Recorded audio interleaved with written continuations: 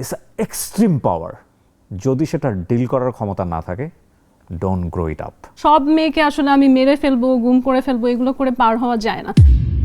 It's okay with me, you know. এইটুকু record হয়েছে, এটা খুব ইম্পর্টেন্ট পার্ট। এটা আমি সত্যি বলবো, হ্যাঁ। এডিট পার্ট কাউসার ভাই, সেটা হচ্ছে একটা লং স্টোরি, বেশি কাটছাট না করাটাই ভালো। সুতরাং এমনভাবে কাটছাট করেন না যাতে করে স্টোরির সিকোয়েন্সগুলো কেটে যায়। এটা আমি সত্যি বলবো, হ্যাঁ, সত্যি বলবো, সত্যি বলবো। এবং এটা যেন সুন্দরভাবে আসে। স্যার বেবি, সেটা নাকি আমি আবার অ্যাবর্শন করেছি। ইসার সঙ্গে আপনার পরিচয়টা কিভাবে? হুজুর টাইপের পারসন কাউকে লাইক করতে পারি, এটা আমার ধারণা ছিল না। আপনাদের রিলেশনটা কি কমিটমেন্ট রিলেশন ছিল? এটা আমি আগে জানতে চাই। এটা প্রথম অ্যাম্বাসেডরও না যাকে দেখে আমার কাছে মনে হয়েছে নিজের বন্ধুদেরকে বলতেও লজ্জা লাগবে একটা বাংলাদেশের মেয়েকে ভালোবাসে। ওয়াই? I don't no. আপনি বলবেন এটা একটা ম্যাচিওর ডিলিং। একটা দেশের অ্যাম্বাসেডর সে নিশ্চয়ই সেই স্কিলটা রাখে, এবং জানো তো দেশের অ্যাম্বাসেডর না, ডেফিনেটলি ওর যে কমিউনিটি বা ওর যে অনার, সেটা অনেক ডিফারেন্স আপনার সঙ্গে। বাংলাদেশের অনেক বড় বড় হাই প্রোফাইল সরকারের কর্মকর্তা যখন আসতো, তারা ওকে পা ধরে সালাম করতো। ওই আমাকে বলে যে দেখো বাংলাদেশের সরকার চেঞ্জ হয়। এখনো এনসিপি লিডারদেরকে দাওয়াত দিয়ে দেখা করলো। আপনার যে বক্তব্য, সেখানে তো লজিক থাকতে হবে। কেন তাকে প্রেগনেন্ট বানিয়ে দেবেন অকারণে? ঘটনার কোনো অ্যাঙ্গেল আমি খুঁজে পাচ্ছি না আপনার বাসায় পুলিশ আসার বা আপনাকে অ্যারেস্ট করার। বাজে সিচুয়েশনে ফেলে নিজের লাইফটা নিজের মতো করে আরামে লিড করে। আপনার এখানে এররটা কি ছিল, আপনার ভুলটা কি ছিল, এক বাক্যে যদি আমি বলি এই পুরো সম্পর্কের মধ্যে? আসসালামু আলাইকুম প্রিয় দর্শক, আপনাদের সবাইকে আমন্ত্রণ জানাচ্ছি all time bread presents the Kebria শোতে। আজকে এই সন্ধ্যায় আমার সঙ্গে যিনি আছেন, তাকে বাংলাদেশের সামাজিক যোগাযোগ মাধ্যমের প্রায় অলমোস্ট সব মানুষই চিনবেন, এবং সেটা আসলে ঘটনা দুর্ঘটনা দিয়েই। কিন্তু তার বাইরে তার যে পরিচয় আমি বলবো, সেটাকেই আমরা মুখ্য হিসেবে দেখতে চাই আজকের অনুষ্ঠানে কিংবা আড্ডাতে। তিনি একজন পলিটিক্যাল এডুকেটর, এবং তিনি আমাদের প্রিয় মেঘনা আলম। কেমন আছেন আপনি? আলহামদুলিল্লাহ, আপনি কেমন আছেন? আমি ভালো আছি। আপনাকে নিয়ে আমার আসলে ব্যক্তিগতভাবেও জানার অনেক বেশি কিউরিওসিটি ছিল। সো মেঘনা, আমি একটু পারিবারিক ব্যাকগ্রাউন্ডের জায়গাটা একটু আসতে চাই, এডুকেশনাল ব্যাকগ্রাউন্ডের জায়গায় একটু আসতে চাই। ইন শর্ট, আপনার চাইল্ডহুড মেমোরি, আপনার এডুকেশন, এগুলো নিয়ে যদি একটু বলতেন আপনার। I would say I had a very decent and protected childhood.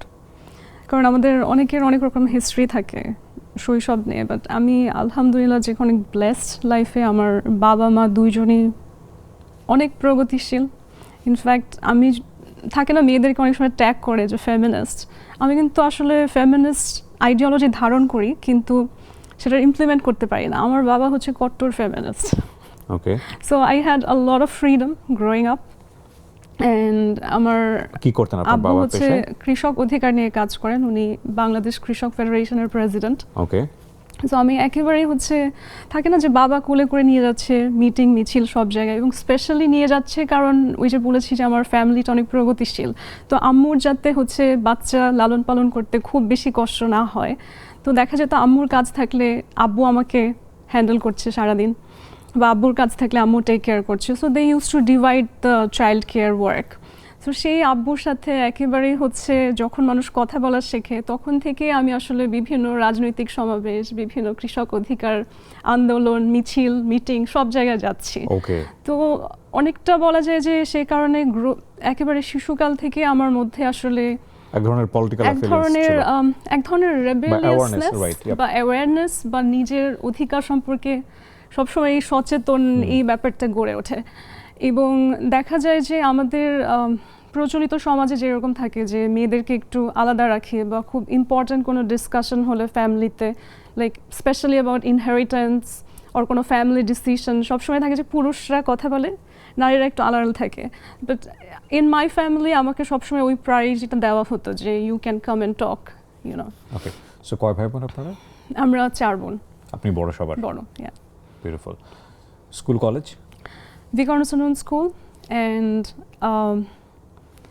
একটু আমার যেহেতু you said about family background, সেটাও বলি যে আমরা হচ্ছি 4 বোন, 4 বোনই ভিকারুনসন স্টুডেন্ট ছিলাম। স্পেশালি একটা ইন্টারেস্টিং জায়গা হচ্ছে অনেকে আমাকে প্রশ্ন করে যে পলিটিক্যাল ট্রেনিংটা আসলে কি, বা আমি যেমন পলিটিক্যাল এডুকেটর কেন বলছি নিজেকে, কারণ I got trained on this from Brazil, Sao Paulo.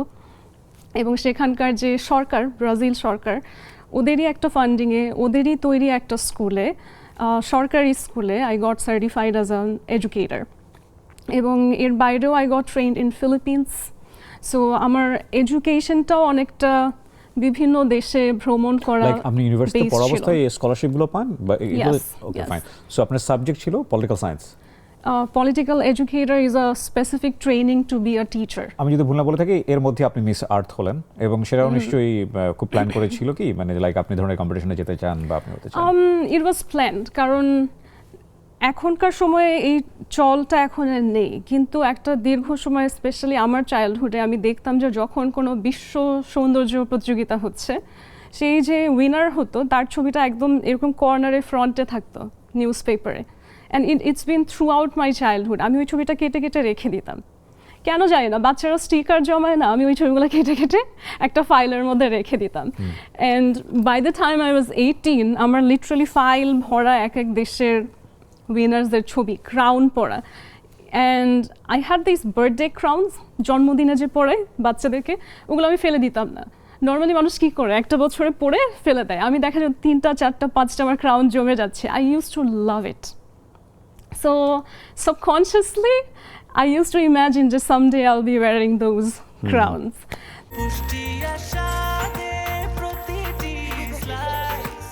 Breakfast, tiffin কিংবা স্ন্যাক টাইমে মজাদার আয়োজন মানে অল টাইম ব্রেড। লাইফ ভালোই চলছিল, রাইট? Yes. এবং সব বিউটিফুলি প্ল্যান্ড, আপনি এনজয় করছেন, ক্যারিয়ার সমস্ত কিছু হচ্ছে। All of a sudden it become like আপনি যেটা হয়তো এক্সপেক্ট করেননি, ডেফিনেটলি আপনি এটা এক্সপেক্ট করেননি, যেটা হলো আপনাকে নিয়ে সৌদি অ্যাম্বাসেডারের সঙ্গে যে ঘটনাগুলো আসলো। আমি একটু জানতে চাই যে পরিচয়টা কীভাবে ওনার সঙ্গে আসলে আপনার? ওর সাথে তো আমার এই 2024-এ পরিচয়, ইসা যে সৌদি রাষ্ট্রদূত। বাট তার অনেক আগে থেকে একটা বিশাল সময় আছে যখন দেখা যেত যে বিভিন্ন অ্যাম্বাসিতে আমি যোগাযোগ করতাম, বা তারাই অ্যাকচুয়ালি তাদের একজন কালচারাল অ্যাটাচে থাকে যারা খুঁজে বের করে যে এই শহরে ভালো আর্টিস্ট কারা আছে, ভালো বক্তা কারা আছে, বা অ্যাক্টিভিস্ট কারা আছে, বা পলিটিক্যাল ফিগার কারা আছে। আমরা কিন্তু প্রায় পেপারে দেখি যে এখনও এনসিপির লিডারদেরকে দাওয়াত দিয়ে দেখা করলো। সো এই জিনিসটা কিন্তু অ্যাম্বাসি নিজে থেকে করে। সো ওই যে অ্যাম্বাসিগুলো, অনেকগুলো অ্যাম্বাসি আমাকে রিচ আউট করা শুরু করে, এবং এই ডিপ্লোমেসি ওয়ার্কটা আসলে একটু বলা প্রয়োজন যে what is actually diplomatic work. আমি সাধারণ মানুষের বোঝার জন্য যদি একটু বলতে চাই যে আপনাকে রিচ আউট করতে চাচ্ছিল কেন তারা, অ্যাম্বাসিগুলো? That is why I am saying যে ডিপ্লোমেসি ওয়ার্কটা আসলে একটু ডিফাইন করা প্রয়োজন, কারণ অনেকেই ভাবে যে ডিপ্লোম্যাটরা কি করে, ডিপ্লোমেসিটা কি। ডিপ্লোমেসি খুবই সিম্পল টার্মে বললে দুইটা দেশের মধ্যে সুন্দর সম্পর্ক তৈরি করা। এম্বাসিতে আপনার রোলগুলো কি ছিল, আপনি ওখানে কি করতেন? ওকে, সো যেহেতু আমাকে সবাই আসলে চেনে হচ্ছে মিস আর্থ বাংলাদেশ, যেহেতু সেভাবে আমি ভাইরাল হয়েছি। কিন্তু অল্টার ডিপ্লোমেসি প্ল্যাটফর্ম বলতে আমি যেটা বোঝাচ্ছি, আমি অনেক দীর্ঘ সময় ধরে চেষ্টা করছিলাম এমন একটা প্ল্যাটফর্ম তৈরি করতে যেটার কাছে কোনো হার্ড রাষ্ট্রীয় পাওয়ার নেই, কিন্তু তাদের কাছে একটা সফট পাওয়ার আছে যেটা দিয়ে তারা তাদের কান্ট্রিকে ইনফ্লুয়েন্স করতে পারে। ওকে। এবং এটার একটা বিশাল গোল ছিল যে আমাদের যত পলিটিক্যাল ফিগার্স আছে, যত ডিপ্লোম্যাটিক ফিগার্স আছে, যত বড় আর্টিস্ট আছে, তাদের সবাইকে আমি একটা কানেকটিভ প্ল্যাটফর্মের মধ্যে নিয়ে আসার চেষ্টা করছিলাম, যেই জায়গাটাতে এসে তারা, যেমন আমার উপরে হয়েছে যে স্পেশাল পাওয়ার অ্যাক্ট, একটা স্বরাষ্ট্র মন্ত্রণালয় থেকে অর্ডার গেল আর একটা মানুষকে তুলে নিয়ে গেল। এটা যে করা সম্ভব, এটা আমার প্ল্যাটফর্মের পক্ষে করা সম্ভব না, কিন্তু আমার প্ল্যাটফর্মের পক্ষে যেটা করা সম্ভব, সাথে সাথে আওয়াজ তোলা, সাথে সাথে আন্তর্জাতিকভাবে অ্যালার্ট করা যে এখানে একটা মানবাধিকারের ভায়োলেশন হচ্ছে। Like all other NGOs? Not all other NGOs. NGO একটা স্পেসিফিক প্রবলেম সলভ করে, but what we are creating is power, soft power. Okay. It's the opposite of state It's a kind power. of pressure group. Pressure group sounds very negative. It is rather something positive. যেমন কূটনীতিকে আমরা ভাবি যে একটু negative শব্দ, so alter diplomacy হচ্ছে actually একটা positive শব্দ। এটা হচ্ছে আপনি আপনার দেশের জনতার হাতে এমন একটা ক্ষমতা দেন যে তারা একতাবদ্ধ হয়ে যে কোনো ধরনের রং আইডিওলজি, রং অর্ডার, রং ল, যে কোনো কিছুর এগেইনস্টে তারা এক হয়ে লড়তে পারে, কিংবা একসাথে অনেক সুন্দর বিভিন্ন উদ্যোগ নিতে পারে, যেমন মানুষকে পলিটিক্যালি অ্যাওয়্যার করা, মানুষকে, এখন যারা হচ্ছে ইউথ শ্রেণী আছে তাদেরকে ডিপ্লোমেসি কি শেখানো, বা ডিপ্লোম্যাটসদের সাথে একটা এক্সচেঞ্জ তৈরি করা। এই জিনিসগুলো যেহেতু আমার, আমি বলেছি যে আমার ব্যাকগ্রাউন্ডটা সেই জায়গার। Does it exist? পৃথিবীতে এটা এক্সিস্ট করে, অন্যান্য দেশে এক্সিস্ট করে। So beautiful. সো আপনি তাহলে বাংলাদেশের it's a kind of pioneer, like আপনি এরকম একটা কিছু করার চেষ্টা করছিলেন, এবং আমরা যদি ভুল না বুঝে থাকি যে এই আমব্রেলার আন্ডারে আপনার বিভিন্ন এম্বাসিতে যোগাযোগ হচ্ছিল, right? Okay, fine. In brief কিভাবে ইসার সাথে স্পার্কটা হইলো, লাইক হাই সালামু আলাইকুম, নাইস টু মিট ইউ, একদম স্টার্টিং জার্নিটাই শুনতে চাই। So basically one of the embassies যাদের সাথে আমি থ্রু আউট দিস ইয়ার্স কাজ করেছি, ইট ওয়াজ কোসোভো এম্বাসি। সেখানে হচ্ছে আমি একটা কিনোট স্পিচ দেই, keynote speech or an opening speech, এবং এটা আসলে একটা মানুষের জীবনে বিশাল বড় গর্বের বিষয় যে তারা বাংলাদেশের একজন প্রতিনিধিকে দিয়ে তাদের যে স্বাধীনতা দিবস, সেই দিবসের উদযাপনে যত হচ্ছে রাষ্ট্রের, বাংলাদেশে থাকা যত রাষ্ট্রদূত আছে বিভিন্ন দেশের এবং সিভিল সোসাইটির বাংলাদেশের সমস্ত ইম্পর্টেন্ট ব্যক্তিদেরকে এনে সেই প্রোগ্রামটার ওপেনিং করায় আমাকে দিয়ে একটা স্পিচ দিয়ে। তো এই স্পিচটা দেওয়ার পর দেখা যায় ডিপ্লোমেসি ওয়ার্ল্ডে আমার একটা ভালো পজিটিভ ইমপ্রেশন হয়ে যায়, বিকজ এভরিবডি লাভড যে বাংলাদেশ থেকে কেউ এই কূটনীতির সেক্টরে এইভাবে কথা বলতে পারে।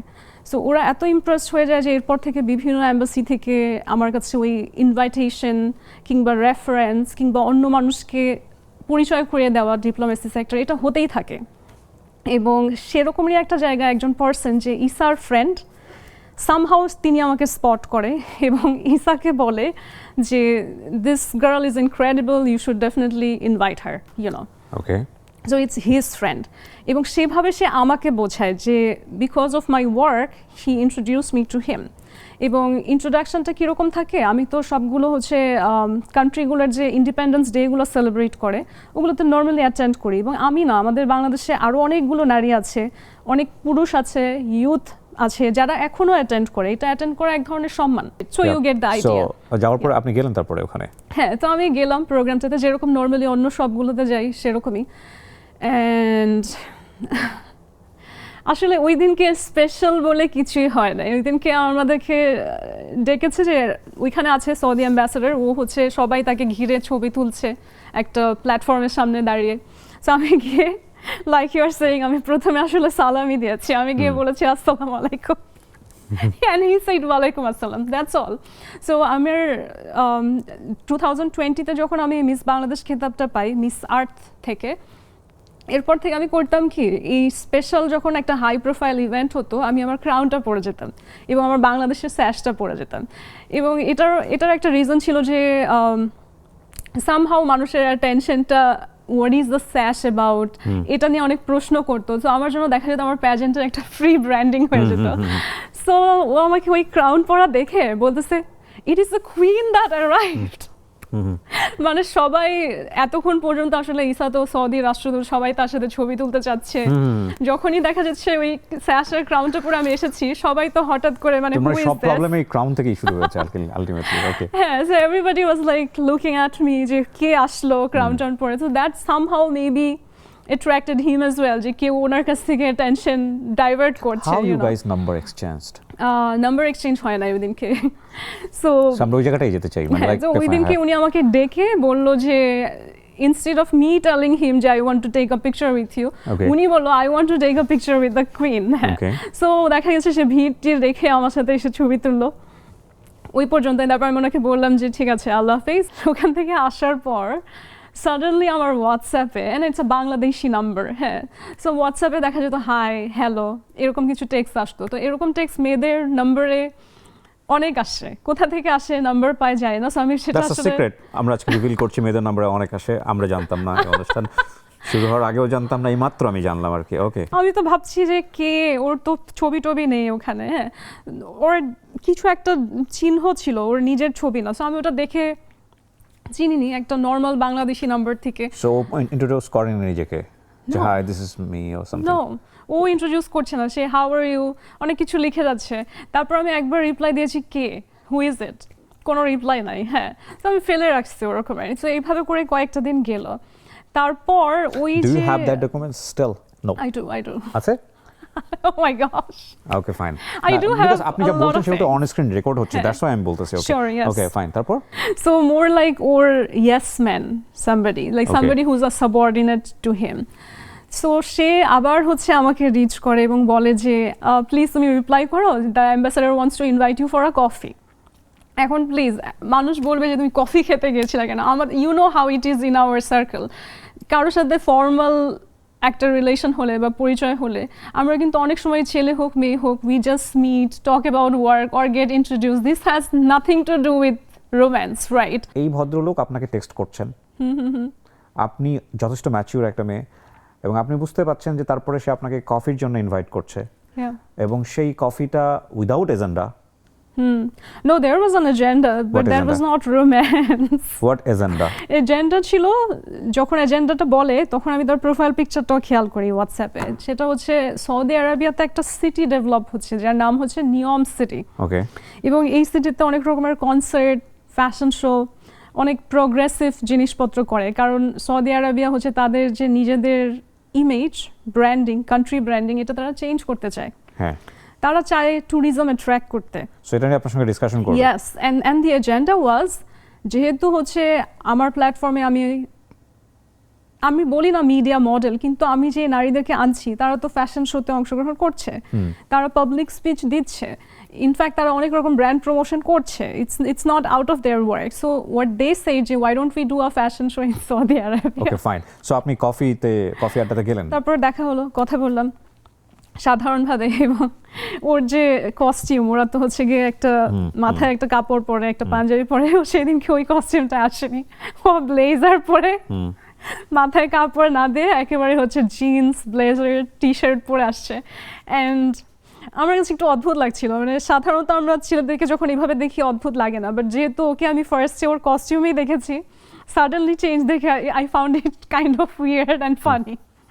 So আমি ওকে বলেছি যে why are you dressed like this? So he told me he specially dressed like that for me. বলেছে যে না, আমি ভাবছিলাম যে মানে his impression of me was যে somebody who's very stylish, so he thought he should put some effort.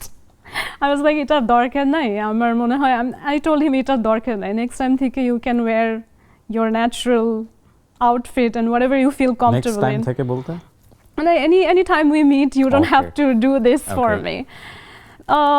তারপরে হচ্ছে আমরা নর্মাল অনেক জিনিস নিয়ে কথা বললাম, এবং কথার মধ্যে কাজের ব্যাপারও ছিল, কথার মধ্যে এটাও বোঝা যাচ্ছিল that he had a soft corner for me.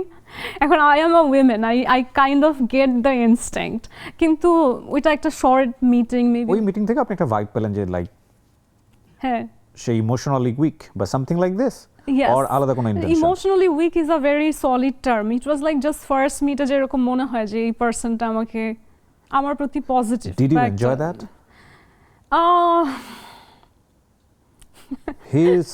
He's a great position by the way. মানে বাংলাদেশের কনটেক্সটে আপনাকে নিয়ে যে ধরনের আলোচনা হয়েছে, সমালোচনা হয়েছে, সেটা তো আপনি ওই সময় চিন্তা করেননি definitely, but he is empowered by his state আমাদের দেশে, রাইট? এবং আপনাকে সে এরকম একটা সফট ভাইব দিচ্ছে। আপনি এটাকে কি হিসেবে দেখেছেন? আমি, to be honest, I'm very used to people being awestruck around me. এবং এটা প্রথম অ্যাম্বাসেডরও না যাকে দেখে আমার কাছে মনে হচ্ছে he has a soft corner for me, because okay meet করার আগে, আপনার লাইফে আরো আগেও ছিল? হ্যাঁ, in fact I went on one date, বাংলাদেশে যেটা বলে যে বাইরে একটা ক্যাফেতে গিয়ে একদম ক্লিয়ারলি বলে I want to date you or I like you, এরকম একজন deputy ambassador, yes, of another country, and not like Isa, somebody like very good looking. And একটু একটা জিনিস বলি, কারণ মানুষ মনে করে অ্যাম্বাসেডররা অনেক বুড়া হয়, তারা অনেক বুড়া হয় না। This ambassador was the same age as me, আমি যার কথা বলছি তার আগে। তো আমি তো তার সাথে I went on one single meet at a cafe. এরপরে আমার দিক থেকে আমি বলেছি I don't want to continue, কারণ জানি না ভাইব ম্যাচ করে। সো অ্যাকচুয়ালি আপনি কালচারটা খুব বেশি অবাক হওয়ার ব্যাপার না, বিকজ আপনি কালচারের সঙ্গে ছিলেন, সো আপনি জানেন যে they are Muslims. Okay, so এটা ছিল ওকে, ফাইন। সো এটা পরবর্তীতে কোন দিকে গেল আসলে?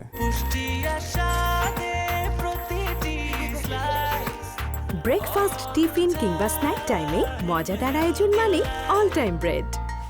হি ওয়াজ ডিফারেন্ট। আমি অন্য দেশের রাষ্ট্রদূত যেটাই বলি, মানে সৌদি আরবিয়ার যে একটা আলাদা কালচার, আমি তো আসলে এত বেশি হুজুর টাইপের পার্সন কাউকে লাইক করতে পারি এটা আমার ধারণা ছিল না। হ্যাঁ, সত্যি যেটা আমার কাছে মনে হতো যে নর্মাল স্বাভাবিক আমরা যেরকম ছেলে মেয়ে দেখে, ওইটাই তো আমার হওয়ার কথা যে আমার পছন্দ, তো আমি এক্সপেক্ট করিনি যে খুবই হচ্ছে হুজুরের মতন কাউকে আমার ভালো লাগতে পারে। সো আমার কাছে একটু I don't know how to explain this, একটু অবাক করা লেগেছে, but I was like okay, we had a good chat, we had some conversation about work.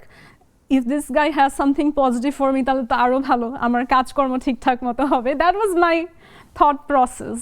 Committed ওয়ার্ডটা কি ছিল আপনাদের মধ্যে এবং সেটা কার জায়গা থেকে এসেছে ফার্স্ট?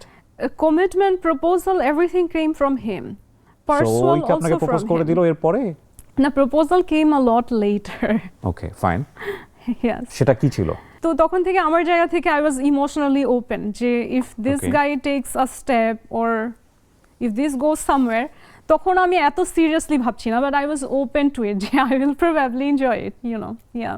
দেন তারপরে ওর আফটার 2 days আমি এতদিন ধরে সে আমাকে মেসেজ পাঠিয়েছে, আমি রিপ্লাই দিইনি, এরপর আপনি আর পারবেন। ওই 2 দিন আমি চিন্তা করছি সারাদিন আমাকে কখন মেসেজ পাঠাবে। I'm literally thinking যে we just met, হ্যাঁ আমি ভাবলাম মিটিংটা তো মনে হলো যে he has a soft side for me, why isn't he texting me, you know. So আমি এক্সপেক্ট করছিলাম যে আমাকে একটা মেসেজ পাঠাবে, good to see you or something.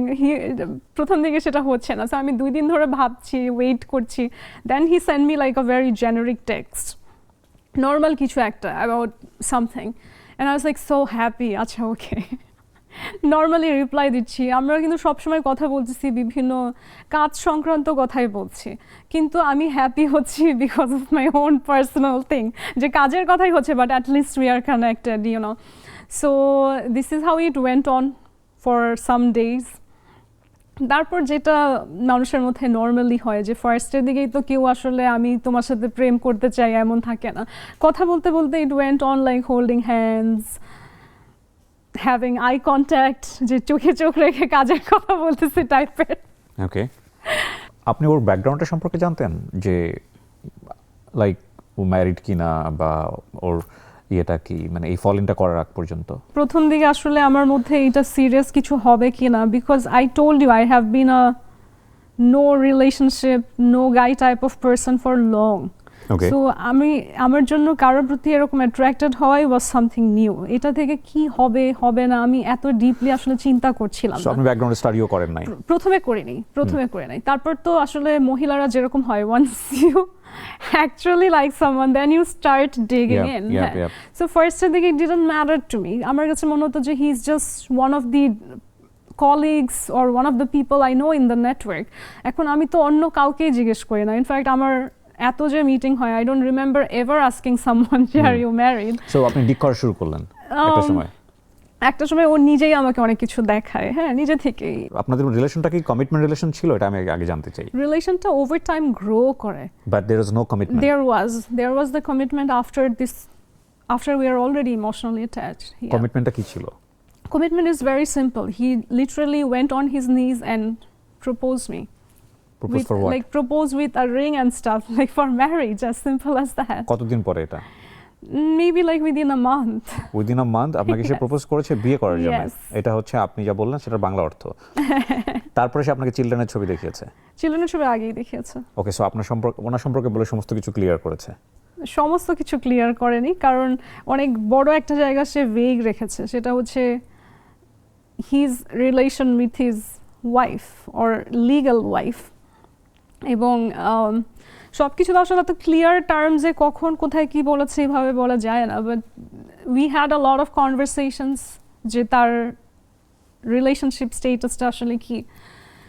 And it was very very clear to me, made clear to me যে ওনার first ওয়াইফের সাথে ওনার কোনো ধরনেরই কোনো সম্পর্ক নাই। অ্যান্ড একবার না actually 3 bar I had this in separate spaces I had this conversation with him, are you cheating?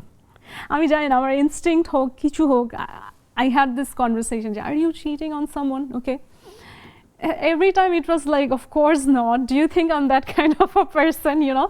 So I had this idea that this guy is divorced, as simple as that. কারণ in our circle একটা 40+ 50% divorce person দেখা কোনো uncommon না। আমি জানি না অন্যদের জন্য, আমার জন্য আনকমন না, ইটস ভেরি কমন। অ্যান্ড আমার পার্সোনালি আমার চয়েসেস ভেরি ক্লিয়ার যে I don't care if somebody is divorced or if they had children from a previous marriage. এটা আমার কাছে বাউন্ডারি না, এখন বাউন্ডারি, কারণ এখন আমার একটা ভালো বেটার এক্সপেরিয়েন্স হয়েছে। কিন্তু ওনার ওয়াইফ আপনার নাম্বারটা পেলো বা কি হলো, মানে একটু স্টোরিটা বলেন তো আমাকে। This is a story that even I don't no, আমি অ্যাজিউম করছি বা গেস করছি হয়তো ওর ফোনেই আমার নাম্বার কোনোভাবে সে পেয়েছে, আমার এটা গেস, কিন্তু আমাকে তো কখনো বলেনি, ও বলেনি, ওর ওয়াইফও বলে না। ইনফ্যাক্ট একটা কনভারসেশন যে লোক আমাকে তার সাথে পরিচয় করে দিয়েছে তাকে আবার হচ্ছে এই যে আমাকে তুলে নিয়ে যাওয়ার ঘটনা, তার 1 মাস আগে বা কয়েক সপ্তাহ আগে দাওয়াত দিয়েছে ওর বাসায়, তো সেই দাওয়াতের ছবিও আবার এই লোকটা আপলোড করে। সো আমি তাকে জিজ্ঞেস করি যে তুমি দাওয়াত খেতে যাচ্ছ, মানে কি কথা হইলো সেখানে আর কি। তখন সে আমাকে বলে যে ঈসা নাকি ওকে বলেছে আমি ওর ওয়াইফকে রিচ করেছি, and then he was like যে তোমার ওয়াইফের নাম্বারও কোথায় পেলো, মানে ওকে কনভারসেশনটা বলেছে যে আমি ওর ওয়াইফকে খুঁজে তাকে রিচ করেছি। আপনাকে ফোন দিয়ে কি বলেছে ভদ্রমহিলা, কবে ফোন দিল, কি ঘটনাটা কি সেদিন একটু বলেন তো আমাকে। মহিলাটা জাস্ট আমাকে ফোন দিয়ে she was asking me about like a lot of messages we exchanged. ওকে, আমি এক্সাক্ট মেসেজেস উনি পরিচয় দিয়েছে প্রথমে ফোন দেওয়ার পরে, পরিচয় দিয়েছে যে না, পরিচয় দেয় না। In fact the wife was also playing mind games with me. আমাকে যখন প্রথম মেসেজ পাঠায় আমি ভাবি সৌদি নাম্বার থেকে ঈসা ছাড়া আমাকে কে ফোন দিবে। মহিলাও খুব চালাক, হ্যাঁ, খুবই হচ্ছে এমন একটা মেসেজ যেটা খুবই জেনারিক, আমি সেটা দেখে আমি সবসময় করি কি, আমাদের কখন কি কাজ হচ্ছে সোশ্যাল মিডিয়াতে, কি পোস্টিং হচ্ছে, আমি ওগুলো শেয়ার করি সবাইকে হোয়াটসঅ্যাপে, এভরিওয়ান, মানে আমার সাথে যারা আছে সোশ্যাল মিডিয়াতে ওরা জানে যে আমাদের কোনো কাজ হলে, কোনো ইভেন্ট হলে বা কোনো একটা অ্যাওয়ারনেস কিছু হলে আমি চাই সেটা বেশি মানুষের কাছে পৌঁছাক। তো আমি ওটা সবাইকে আমার হোয়াটসঅ্যাপে যাদের নাম্বার আছে ফরওয়ার্ড করি। আমি তাকেও ফরওয়ার্ড করেছি, হ্যাঁ, I thought it's him. In fact পরে আমাকে একটা এমন টেক্সট করে যে হ্যাঁ আমি এটা নিয়ে একটু কথা বলতে চাই, কাজের একটা জিনিস নিয়ে। And I was like, this is not how Isa is supposed to speak. Maybe somebody from his office is texting. কারণ আমি কিন্তু অলরেডি বলেছি যে আমাদের একটা কাজের সম্পর্ক ছিল। সো আমার কাছে এটা মনে হচ্ছে আচ্ছা মেবি ও ওইখানের ওর অফিসের কাউকে হয়তো বলতেছে কথা বলতে। আমি বলছি আমি টাইম বলে দিয়েছি যে ঠিক আছে এই টাইমে কল করলে কথা বলবো। তারপর শি ইজ লাইক যে why did you write this to him? Why is he writing this to you? So আমি obviously I had like who is this lady? I'm like who are you? সে নিজের পরিচয় দিচ্ছে না। In fact অনেক কনভারসেশনের মধ্যে আমি একবার তাকে জিজ্ঞেস করি যে ইসার ওয়াইফের নাম কি, মানে হোয়াটস দ্য নেম। যখন আমি জানি যে আমি বলছি আমি কীভাবে বুঝবো যে this is not somebody else calling trying to create a problem, how M I gonna be sure যে তুমি তার ওয়াইফ, অ্যাটলিস্ট তোমার নাম বলো। বলে কি ইসার ওয়াইফের নাম মেঘনা।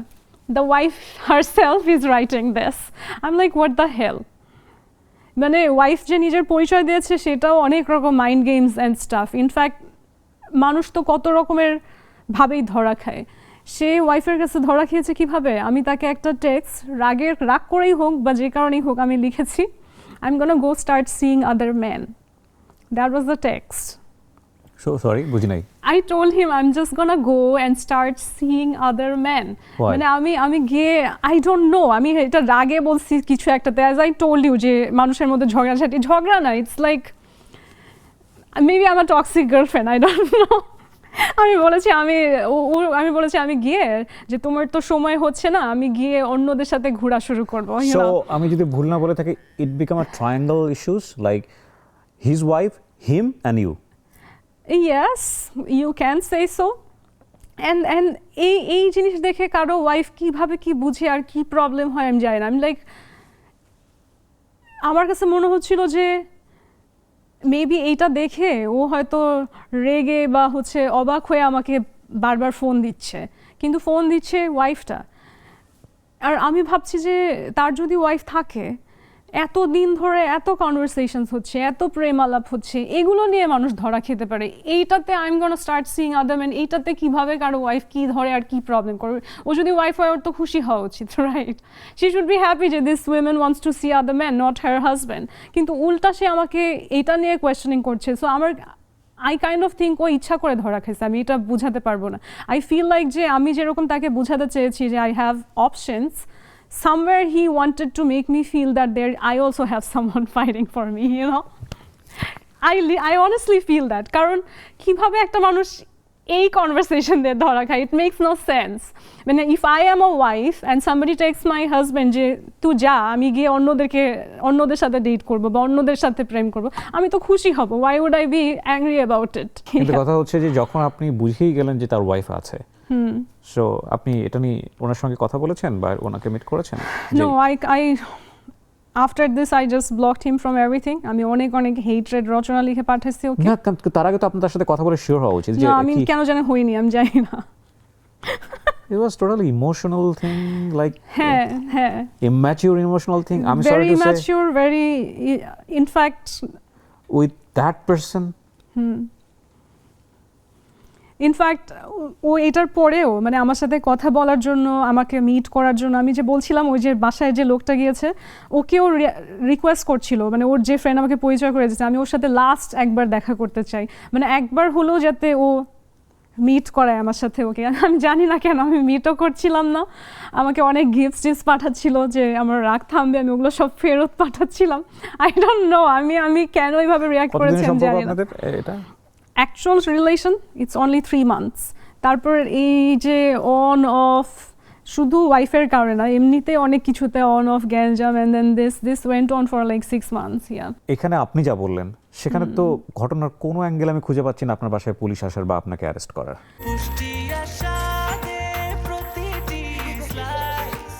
ব্রেকফাস্ট, টিফিন কিংবা স্ন্যাক টাইমে মজাদার আয়োজন মানে অল টাইম ব্রেড। সম্পর্কটা 3 মাসের মধ্যে এত গভীর একটা জায়গায় চলে গেছে যে ফ্যামিলিতে চলে আসছে এবং কাইন্ড অফ এনগেজমেন্ট হয়ে গেছে। শুধু ফ্যামিলি না, he involved himself in every sector of my life. এবং এটা যে আমি তাকে করেছি সেরকম না, মানে আমি জানি না এরকম কেন করেছে, যে আমার একটা ওয়ার্ক সার্কেল আছে, যে এই ছেলে মেয়েদেরকে নিয়ে আমি কাজ করি, সে আমার ওইটার মধ্যেও সে ঢুকে গেছে, নিজেই বলেছে যে আমি ওদেরকে এটা করে দিব, আমাকে এটা হ্যান্ডেল করতে দাও। ইনফ্যাক্ট আমি যদি মুখে বলছি যে আমার এই জিনিসটা নিয়ে টেনশন হচ্ছে, he would immediately start working on it. আমি কোনো এক্সাম্পল দিব না, যেমন ইট ইজ নেভার লাইক যে আমাকে এটা নিয়ে হেল্প করো। কিন্তু মেঘনা, he is trying to like catch you, like আসো আমরা একটু বসে, আমারও কিছু বলার আছে। আপনি সেই রাস্তাটাও বন্ধ করে দিচ্ছেন তাকে, অ্যান্ড আপনি বলবেন এটা একটা mature dealing. I personally felt যে আমি যেটাই হয়েছে আমার কাছে আমার জিনিসটা because of my past was very clear যে I can't have somebody that's shared with someone. আমি এটা এক্সপ্লেইন করতে পারবো না। আপনি তাকে সুন্দর করে বসে বলেন সেটা, this is my feelings, it should be stop like this.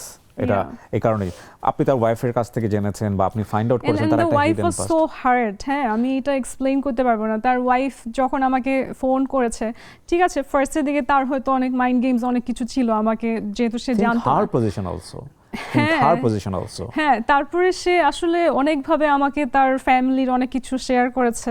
Factor জায়গাটা আমি একটু আসতে চাই, লাইক আপনি সেকেন্ড মিটে ইট ওয়াজ সো ফানি, তার 2 দিন আপনার ঘুম আসতেছে না, তারপরে এত ইমোশন এত কিছু, 3 মাসের মধ্যে এঙ্গেজমেন্ট, ফ্যামিলি ইস্যু, প্রত্যেকটা সেক্টরে ও আসতেছে, আপনি ইন্টারফেয়ার করতেছে এবং আপনি সেটাকে খুব ওয়েল রেসপেক্ট করতেছেন।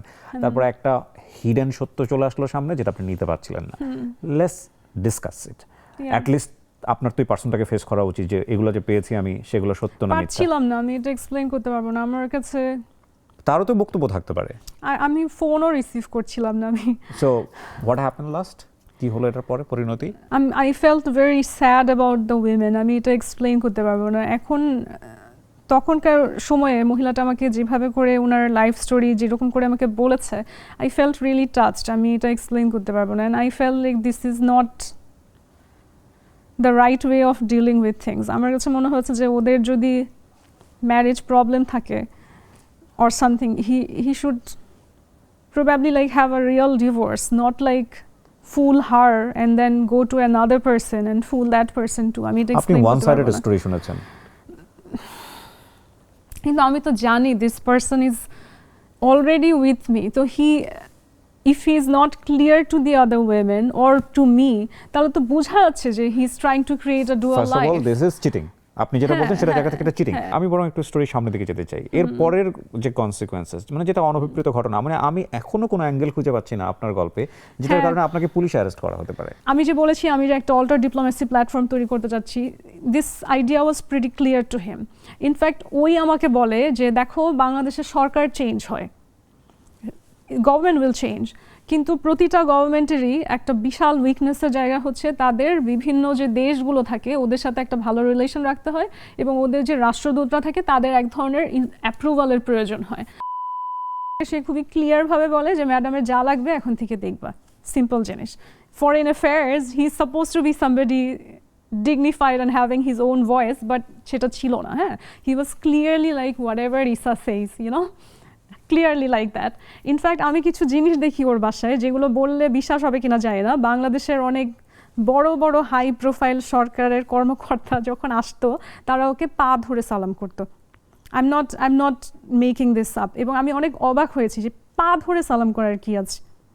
there is no making this up, মানে রিয়েল লাইফে আমার চোখের সামনে বাংলাদেশের বড় বড় হচ্ছে যারা হর্তাকর্তা আসছে পুরাই হচ্ছে ওকে এমনভাবে ট্রিট করছে যে ইউ আর আওয়ার গার্ডিয়ান, পা ধরে সালাম করছে, and he is enjoying it. ও কিন্তু এমন না যে নিষেধ করছে করতে। আচ্ছা যাই হোক, বাট আমাকে অ্যারেস্ট করালো কিভাবে? মানে এই অ্যারেস্ট করানোর জায়গাটা হচ্ছে আমি যখন তার সাথে কোনো দিক থেকে কথা বলছি না তখন আমার যে হচ্ছে আমার হঠাৎ করে হচ্ছে নিজের হুঁশ হলো যে ঠিক আছে আমি তাকে সব জায়গা থেকে আলাদা করে কথা বলতেছি না, কিন্তু এই যে আমার কাজের মধ্যে আমার ফ্যামিলিকে জানানো, আমার সব জায়গাতে যে সে ইনভলভ হয়ে আছে, এদেরকে আমি কি রিপ্লাই দিব? আই ওয়াজ লাইক, এখন তো আমি তাকে ঠিক আছে আমি আমার লাইফ থেকে ব্যান করে দিলাম, কিন্তু আমার তো কাজকর্ম সব কিছু ঝুলে পড়বে। আমার ফ্যামিলিকে তো আমার এক্সপ্লেইন করতে হবে যে এক্স্যাক্টলি কী হয়েছে, কেন এখন জিনিসপত্র সামনে আগাচ্ছে না। So I got in to an embarrassing position যে what am I gonna do with this. তারপর যে ওর একটা ফ্রেন্ড হঠাৎ করে আমাকে একদিন বলে যে আপনাকে তো আমরা ব্র্যান্ড অ্যাম্বাসেডর নিতে পারছি না। কেন? কাহিনীটা হচ্ছে বলেছে this is the weirdest story ever. মানে বোঝা যাচ্ছে আমার অনেক খারাপ হিস্ট্রি আছে, ইউনো। বলে না আপনাকে নিয়ে সোসাইটিতে অনেক খারাপ হিস্ট্রি আছে, এটাতে অনেক প্রবলেম হবে। I was like be specific, মানে what are you guys talking about? বলছে যে বাংলাদেশের পররাষ্ট্র মন্ত্রণালয়ের মতন এমন একটা জায়গায় ওনার সাথে আমরা দেখা করতে গিয়েছিলাম, সেই পররাষ্ট্র মন্ত্রণালয় নাকি each and every person knows. এটা নাকি আমাকে নিয়ে বানোয়াট বলা হচ্ছে না, সত্যি কথা, কারণ এরকম একটা জায়গার প্রতিটা মানুষ জানে আমি নাকি প্রেগনেন্ট ছিলাম। স্যার বেবি, সেটা নাকি আমি আবার অ্যাবর্শন করেছি। হোয়াট? এটার মানে কি? This is the weirdest story ever. Like বলে সবাই জানে এটা নাকি ওপেন সিক্রেট। ওপেন সিক্রেট হচ্ছে ইসা যখন এখানে ছিল আমার সাথে নাকি ওর এত কিছু হয়েছে যে আমি প্রেগনেন্টও হয়ে গেছি, আবার নাকি সেই বাচ্চা আমি অ্যাবর্শন করে ফেলছি। I like this never happen. প্রত্যেকের সম্মান প্রত্যেকের কাছে, কিন্তু সোসাইটির চোখ থেকে যদি আমি কম্পেয়ার করি, দিস ম্যান ইজ লাইক ওর যে কমিউনিটি বা ওর যে অনার সেটা অনেক ডিফারেন্স আপনার সঙ্গে। ওকে, সো ও জেনে শুনে কেন নিজের সম্মানের ক্ষতি করার জন্য এই ধরনের কাজ করবে? এবং আমরা কিন্তু এখানে একটা জিনিস খুব স্বাভাবিক না, মানে একটা দেশের অ্যাম্বাসেডর সে নিশ্চয়ই সেই স্কিলটা রাখে, his Excellency definitely, that's why. এবং জানো তো দেশের অ্যাম্বাসেডর না ডেফিনেটলি, দ্যাটস ওয়াই সে ওই জায়গাটা এম্পাওয়ার্ড। এটা আপনার কাছে ব্যক্তিগতভাবে কি সেটা অন্য হিসাব, কিন্তু আপনার যে বক্তব্য সেখানে তো লজিক থাকতে হবে। মানে লজিকের জায়গাটা হচ্ছে একজন অ্যাম্বাসেডর কেন নিজের দায় ঠেকিয়ে একজন একটা লাভিং পার্সনের সাথে নিজের দুর্নাম করতে যাবেন? মানে এটা হচ্ছে আমার পয়েন্ট। কেন তাকে প্রেগনেন্ট বানিয়ে দেবেন অকারণে? বানিয়ে দিয়ে মানে তাকে অ্যারেস্ট করলে তো ডেফিনেটলি তার নামও চলে আসবে এখানে, যে কেন সে অ্যারেস্ট হলো। সো দুর্নামটা তো প্রশ্নই উঠে না। আমি ধরলাম যে হন নাই বা ঘটনা এটা না, প্রেগন্যান্সি হওয়ার কোনো চান্সই নাই। কিন্তু আমার কথা হচ্ছে যে সেটা সে কেন করবে? আমি যেমন ওর ধরা খাওয়ার জিনিসটাও আমার লজিকে আসে না, কারণ এইভাবে কেউ ধরা খায় না। যদি আসলেই সে ডুয়াল লাইফ করতে চায়, আমার কাছে সামহাও মনে হয় he has some psychological issue. আমি এটা বুঝাতে পারবো না, আমার কাছে মনে হয় ইচ্ছা করে ধরা খাইছে। আপনাকে অ্যারেস্ট করলো কেন ওই জায়গাটায় আসি? অ্যারেস্ট তো না, আমাকে যেদিনকে অ্যারেস্ট অনেক পরের কাহিনী, যেদিনকে আমাকে তুলে নিয়ে যায় এবং সেটা লাইভ হয়, তার পরের দিনই ওকে ওর সরকার নিয়ে গেছে নিজের দেশে। Okay, the very immediate next day. আমার কাছে মনে হয়েছিল এটা এক ধরনের power play, intentional power play, because যেহেতু আমি তাকে অ্যাভয়েড করছি, অনেক ইগো দেখাচ্ছি, যেটা ওর কাছে মনে হচ্ছে ও তো রাষ্ট্রদূত, সবাই তো আমার পায়ে এসে পড়বে, why is she behaving like this. Somehow যখন ওই জিনিসটা ছড়িয়েছে কারো কাছে আসলে এরকম লাগেনি যে ইসার কোনো একটা খারাপ ইমেজ হচ্ছে, just like you are saying না যে সে নিজের ব্যাপারে এরকম কেন বলবে। আই হ্যাভেন সিন ওই দুইজনও না এবং অন্য যারা ছিল কারো মধ্যেই এমন মনে হয় নাই যে এই জিনিসটা ছড়ালে ইসার কোনো ক্ষতি হবে। Everybody was pointing at like she is the bad women, you know, this happen to her. একদম মানে আমাদের সোশ্যাল মিডিয়াতে এসছে you are a gold digger বা something like that. Gold digger তো পরের, তারা ফার্স্টেই ধরে নিয়েছে যে একটা মহিলা অ্যাবর্শনের মতন কাজ করছে, বেবি ক্যারি করছিল। How you can imagine how bad she is. She cannot be the face of our brand, you know. So এটা আমাকে যেভাবে করে বলা হয়েছে, যে আমি বলেছি, আমি টেক্সট করেছি যে talk to me, what's happening, খবর নাই বলে। আমি নিজে বলেছি আমি পররাষ্ট্র মন্ত্রণালয়ের অফিসে আসবো, I will talk about this formally, যে কী হচ্ছে। No response. তারপর আমি ফাইনালি হচ্ছে যে মেইন পার্সন ইসা, ওকে ফোন দিলাম in front of everybody on loud speaker. Phone দিয়ে জিজ্ঞেস করলাম যে তুমি নাকি ওকে এরকম বলেছো? বলো না, ও নেভার, তোমার ব্যাপারে আমি এরকম কথা কেন বলবো, আমি তো তোমার কেয়ার করি। ওই দিনই কি আপনি অ্যারেস্ট হন? নো, আমি অ্যারেস্টের ঘটনা জানতে চাচ্ছি। আচ্ছা, তো আমি তো পুরো রাগ হয়ে, আমি maybe you cannot imagine somebody talking like that to him, but আমি অনেক রাগে ছিলাম। সো আমি ইসাকে একদম হচ্ছে ধমকায় সে যেগুলো কেন মানুষকে বলতেছো and stuff. And then there is also some questions that I don't know if I should say here. I was like, why would someone say those about me? কারণ ইসার যে মহিলাটা ধরলাম, ওর ওয়াইফ, নিজেকে ওয়াইফ ক্লেম করেছে, তার প্রথম request ছিল আমার কাছে I should take a pregnancy test. Okay, একটা মহিলার কাছে তার হাজব্যান্ড ধরা খেয়েছে চিট করে। I understand the whole thing, কিন্তু কেন সেই মহিলা আমাকে পুশ করে যাচ্ছে যে আমার একটা প্রেগন্যান্সি টেস্ট করানো দরকার? Why? I don't know. Isn't that weird? আমি অনেক কিছু বলে আমি বলছি যে প্লিজ। মেঘনা, আমরা অ্যারেস্টের জায়গায় আসি, অনেক সময় চলে গেছে, আমরা অ্যারেস্টের জায়গাটা একটু আসতে চাই, ওটা একটু শর্ট করে আসেন প্লিজ। মেয়ে দুইটা, তাদের বাচ্চাটা, সব কিছু লাইক আর ফ্যামিলি ইভেন্ট। হ্যাঁ, আমি অ্যারেস্টের জায়গাটা আসতে চাই। তারপরে হচ্ছে যে ওই জিনিসটা যখন ক্লিয়ার হলো না ইসার সাথে, তাকে আমি একটা জিনিস বলেছিলাম, হ্যাঁ, এখন ইমোশনালি হোক যেটাই হোক, আমি যে এতদিন ধরে এই জিনিসগুলোকে অ্যাভয়েড করেছি, I kind of had an outburst together, YONO.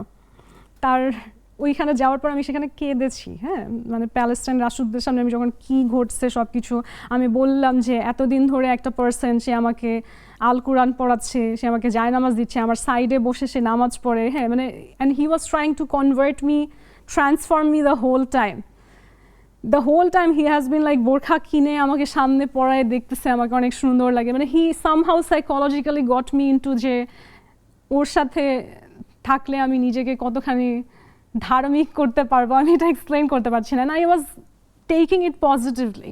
এত কিছুর পর সাডেনলি যখন হচ্ছে আমি দেখলাম তার নিজেরই চরিত্রের এই অবস্থা, আমি এটা এক্সপ্লেইন করতে পারবো না how I felt about this, so I cried. Okay, Meghna, it got me why really you angry. being arrested? আমি জাস্ট ওই দিনকে 9 তারিখে আগের রাতে যেদিনকে আমি অ্যারেস্ট হই, আমি জাস্ট সিম্পল একটা জিনিস বলি, সেটা হচ্ছে তুমি আমাকে সামনাসামনি মিট করবা।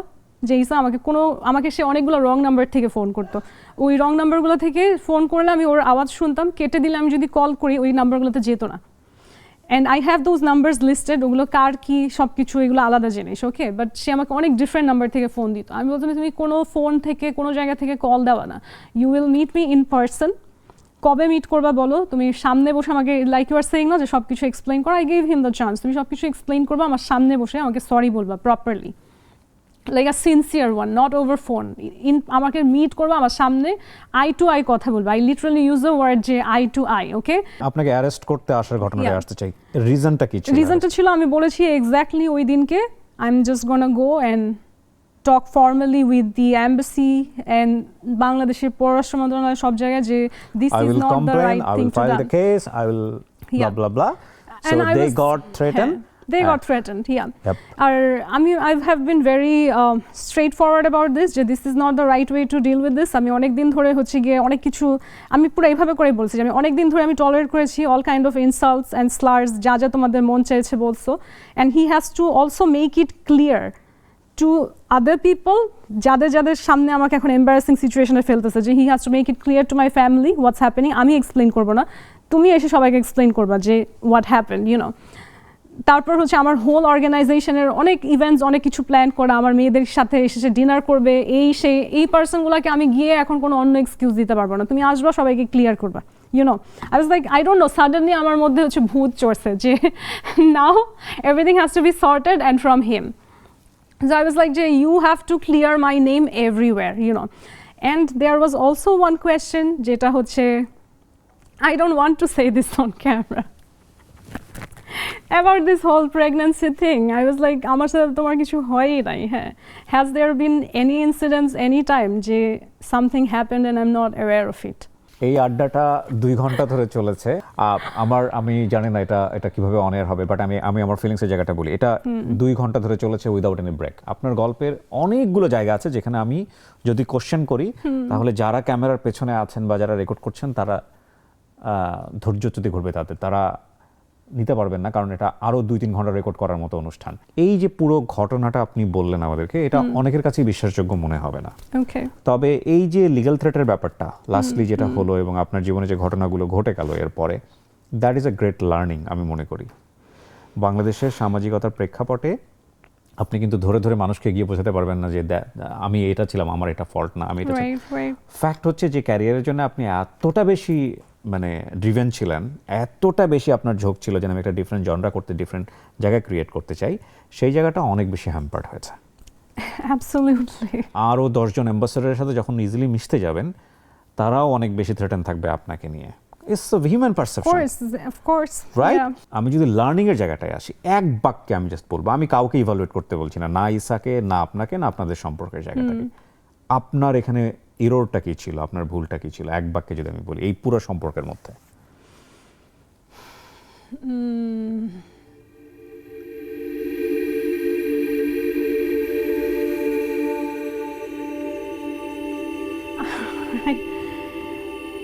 মেবি আমার থাকে না যে তুমি যদি কাউকে আসলে মার্কাট করতে না পারো তাহলে বলতে যেও না বলে একটা কথা থাকে, কিন্তু somehow I felt somehow because of the interim government এত কিছু হয়েছে দেশে, I had a feeling যে একটা কিছু লিগালি গেলে একটা ফেয়ার প্রসিডিউর হবে। আমি এটা এক্সপ্লেইন করতে পারবো না, কারণ I also had connection with these interim people. এখনই যারা ক্ষমতায় আছে তারা আমার সাথে সমসাময়িক একই জায়গায় কাজ করেছে, এমনও না যে অনেক উপরের কেউ এসেছে। সো আমার কাছে মনে হয়েছে যে উইথ দিস আইডিয়াল পিপল আমি যদি আসলে লিগালি একটা স্টেপ নেই, অ্যাটলিস্ট আমি ইম্যাজিন করি না যে আমার নিজের সরকারই আমাকে ফাঁসানোর চেষ্টা করবে। আই এক্সপেক্টেড যে বোথ সাইড ইনভেস্টিগেশন হবে, অ্যাটলিস্ট তারা একটা ডিসিপ্লিনারি অ্যাকশন নিবে, যেটা হয়েছে। আলটিমেটলি তো ইসার নিজের ক্যারিয়ারও বাঁচে নাই, তাই না? সে এত প্রজ্ঞাময়, এত কিছু এই সেই, তারপরও তো সেও একটা স্টুপিডের মতো স্টেপ নিয়েছে। কারণ আমি হয়তো তার এক্সপেকটেশন ছিল, অথবা আমি জানি না এটা সে করেছে নাকি কে করেছে, I have no idea, but I will maybe তারা ধারণা করেছিল যে অন্যদেরকে যেরকম মেরে ফেলে, গুম করে ফেলে, এরকম কিছু করে তারা পার পেয়ে যাবে, কিন্তু ওর ক্যারিয়ারও তো আসলে ধ্বংস এই মুহূর্তে। ইমোশন এটা অনেক বড় একটা পাওয়ার, বিলিভ মি, ইটস এক্সট্রিম পাওয়ার। যদি সেটা ডিল করার ক্ষমতা না থাকে, ডোন্ট গ্রো ইট আপ, কখনোই গ্রো করতে দিয়েন না, বিকজ এটা is a kind of thing যেটা আপনাকে একদম ডিজাস্টার করে দিবে। আমি দুটো ঘটনার কোনো কিছুকেই ইভালুয়েট করছি না, কি হয়েছে কি হয় নাই সেটা আমরা জানি সোশ্যাল মিডিয়ার জায়গা থেকে, আপনারা আপনাদের পারসেপশনের জায়গা থেকে নিয়ে আপনারা যা ইচ্ছা বলতে পারেন, বাট ফ্যাক্ট ইজ দ্যাট দুজনের ক্যারিয়ারের 12টা বেজেছে, একই সাথে আমাদের সময়েরও 12টা বেজে গেছে। আমরা এবার বাড়ি যেতে চাই, and it's a long story, but I know যিনি এডিট করবেন তারও 12টা বাজবে।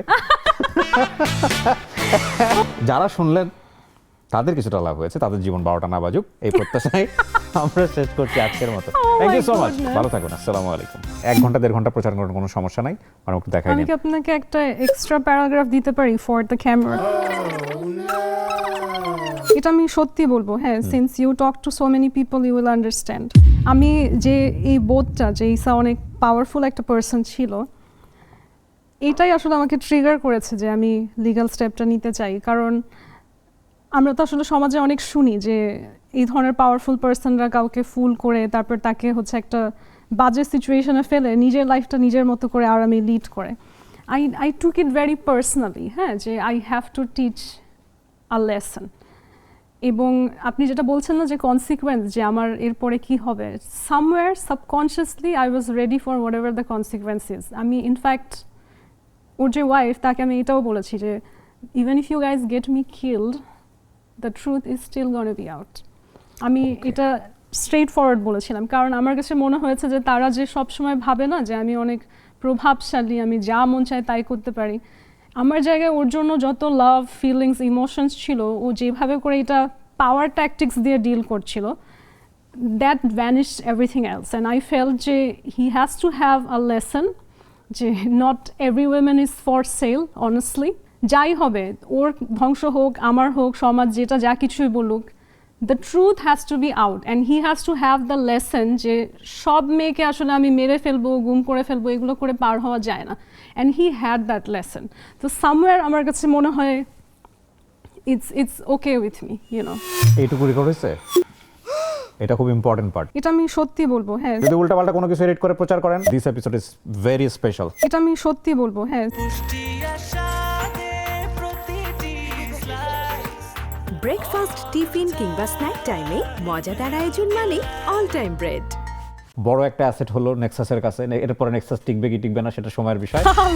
এটা আমি সত্যি বলবো, হ্যাঁ। এডিট পার্ট কাউসার ভাই, সেটা হচ্ছে একটা লং স্টোরি। স্টোরিটাকে ইউটিউবের জন্য বেশি কাটছাট না করাটাই ভালো। সুতরাং এমনভাবে কাটছাট করেন না যাতে করে স্টোরির সিকোয়েন্সগুলো কেটে যায়। এটা আমি সত্যি বলবো, হ্যাঁ। This one is very important episode and is for me also. সবকিছু যেন সুন্দর উত্তর থাকে এবং ওটা যেন সুন্দরভাবে আসে, ঠিক আছে?